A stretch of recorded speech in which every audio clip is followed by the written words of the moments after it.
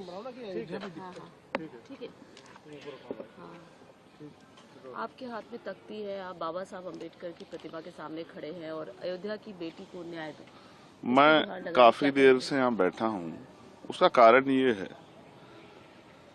कि अयोध्या, जहाँ उत्तर प्रदेश में कहा जाता है कि राम राज है, वहाँ इतनी बड़ी घटना हुई है कि एक बेटी जिसके साथ निर्भया से भी बुरा,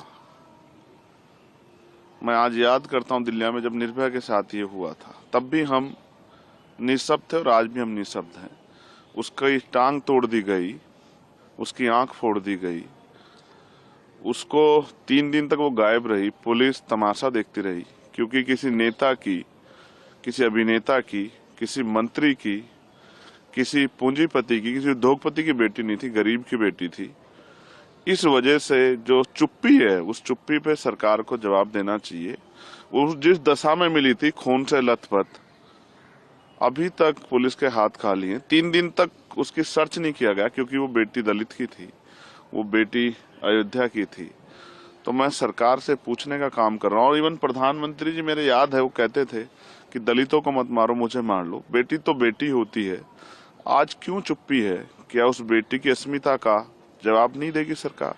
मैं यहाँ इसलिए हूँ क्योंकि बाबा साहब अम्बेडकर ने कहा था कि मैं किसी भी देश की तरक्की उस देश में रहने वाली महिलाओं की तरक्की से मापता हूँ। आज मैं सह नहीं पा रहा हूँ, क्योंकि चारों तरफ सन्नाटा है।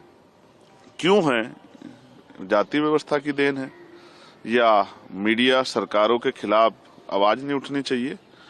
बहुत सारे सवाल है, उनको लेकर मैं बाबा साहब अम्बेडकर की शरण में हूँ।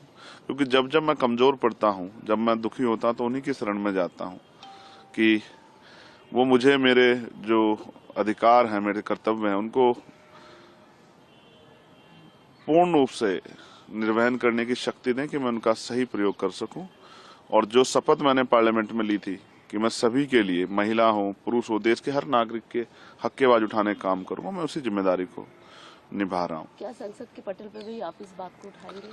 मैं स्पष्ट करता हूं, मैं वैसे मैं एक वकील भी हूं, संसद का सदस्य होने के साथ साथ मैं मर्यादा का बड़ा पालन करता हूं। लेकिन आज मैं खुद को रोक नहीं पा रहा हूं, क्योंकि मेरी तकलीफ, और मैं इसमें निःशब्द हूं, क्योंकि हम उस पावर में नहीं है कि जिन अधिकारियों ने लापरवाही की उनको सस्पेंड कर सके।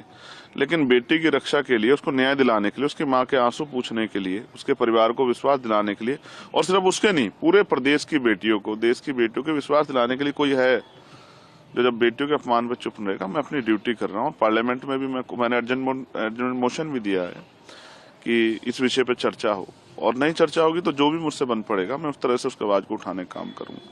मेरे लिए महत्वपूर्ण है कि बेटी के सम्मान की, और ऐसा न्याय हो कि वो किसी पार्टी जुड़ा हो, किसी धर्म से जुड़ा, किसी जाति जुड़ा, ऐसा न्याय हो कि दोबारा कोई अपराधी किसी बेटी का अपमान करने से पहले 1000 बार सोचे। इसको सुनिश्चित कराने के लिए आज मैं यहाँ बैठा हूँ।